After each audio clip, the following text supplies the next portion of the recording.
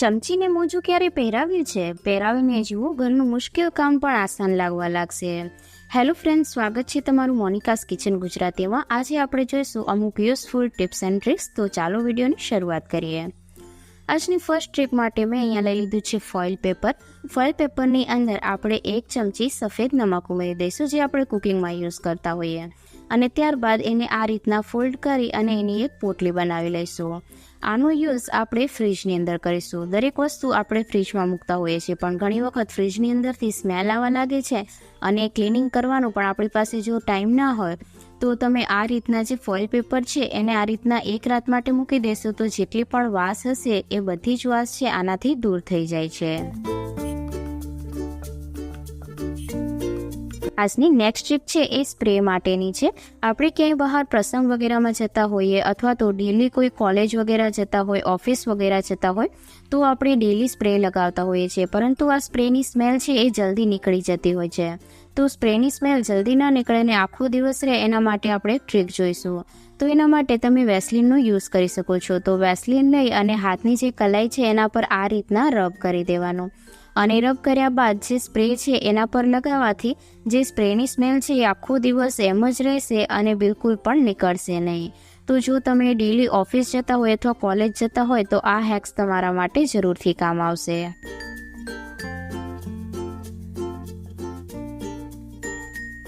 આજની next trick જોઈએ.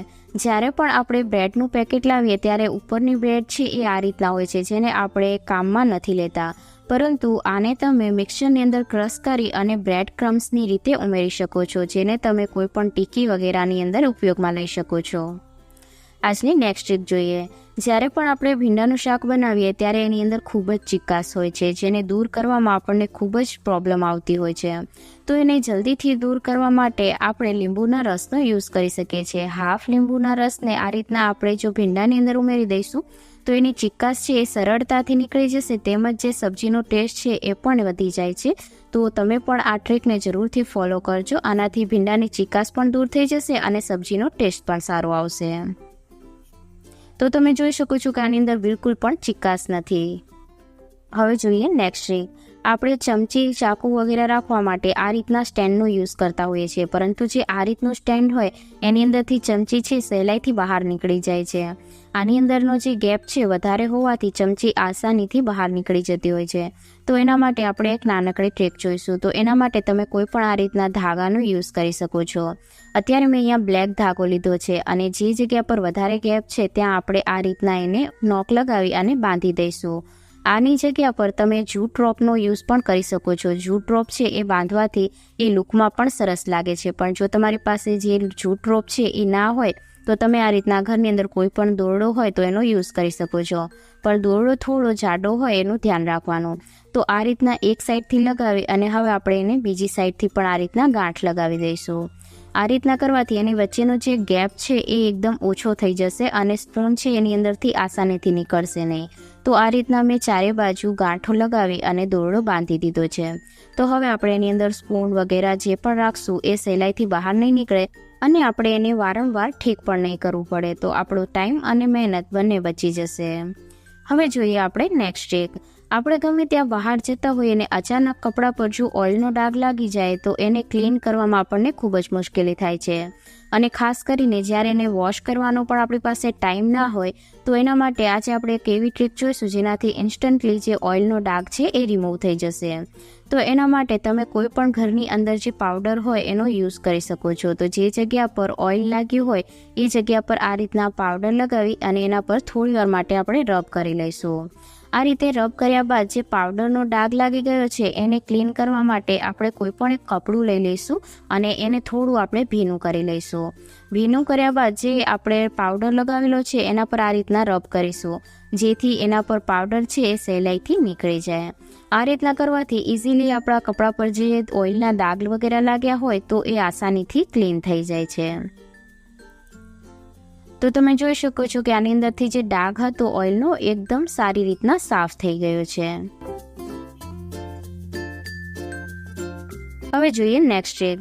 આપણે જમવામાં દરેકના ઘરે સ્પૂનનો યુઝ થતો હોય છે, પરંતુ આ સ્પૂનનો યુઝ તમે ઘરની ક્લિનિંગમાં પણ કરી શકો છો. તો એના માટે મેં એક અહીંયા મોજું લઈ લીધું છે, જે ખરાબ મોજું હતું, અને એની અંદર આપણે આ રીતના જે ચમચી છે એની અંદર નાખી દેવાની છે, અને આ રીતના જે એક્સ્ટ્રા મોજું છે એને ઉપરથી આપણે આ રીતના બાંધી દઈશું, જેથી આપણને ક્લિનિંગ કરવામાં સરળતા રહે. તો આ રીતે બાંધી અને કોઈ પણ એક રબર લઈ અને એને આ રીતના આપણે સિક્યોર કરી દેવાનું છે, જેથી એ નીકળે નહીં. તો અહીંયા તમે કોઈ પણ દોરડો વગેરે હોય તો એનાથી પણ એને બાંધી શકો છો. તો હવે જોઈશું આપણે આનો ઉપયોગ. તો આપણા દરેકના ઘરની અંદર વિન્ડો તો હોય જ છે. આ રીતની જે સ્લાઇડવાળી બારી હોય એના જે આ રીતના કોર્નર હોય એને ક્લીન કરવામાં આપણને ખૂબ જ મુશ્કેલી થાય છે, કારણ કે એની અંદર આપણો હાથ આસાનીથી નથી જતો, અને એની અંદરની જે ગંદકી છે એની ક્લીન કરવામાં આપણને ખૂબ જ મહેનત લાગે છે. તો એના માટે તમે આ જે સ્પૂન છે એનો યુઝ કરી શકો છો. તો અહીંયા મોજું છે એને થોડું ભીનું કરી લેવાનું, જેથી એની અંદર બધી ગંદકી હોય એ ચોંટી જાય. તો આ રીતના આપણે આસાનીથી એની અંદરની જેટલી પણ ધૂળ વગેરે હશે એ બધી આ મોજામાં આવી જશે. તો તમે જોઈ શકો છો કે આની અંદર કેટલી બધી જે ગંદકી છે એ બધી જ આસાનીથી આની અંદર આવી ગઈ છે, અને આસાનીથી આપણે એને ક્લીન પણ કરી શકીએ છીએ.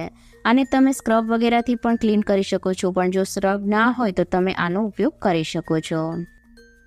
હવે જોઈએ આપણે નેક્સ્ટ ટીપ. આ કોઈ ટ્રીક વગેરે નથી, પણ તમારા માટે ફક્ત એક સજેશન છે કે ગળણીની પસંદગી કરો ત્યારે હંમેશા એક વાતનું ધ્યાન રાખો કે તમે આ રીતના પ્લાસ્ટિકની ગળણીનો ઉપયોગ કરતા હોય તો ઘણી વખત એ ચોંટી જતી હોય છે, પરંતુ જ્યારે સ્ટીલની ગળણી લો ત્યારે જે આ રીતના એની જારી છે અલગથી ફિટ કરેલી હોય એવી તમે ગળણી લેશો તો એ આસાનીથી નીકળી જશે અને ઘડીકમાં ખરાબ થઈ જશે. તો હંમેશા એવી ગળણીની પસંદગી કરવી કે જેની જારી એનાથી અટેચ હોય, જેથી એ જલ્દી ખરાબ ના થાય. જો તમને આજનો વિડીયો હેલ્પફુલ લાગ્યો હોય તો જરૂરથી લાઇક અને શેર કરજો અને સબસ્ક્રાઈબ કરજો.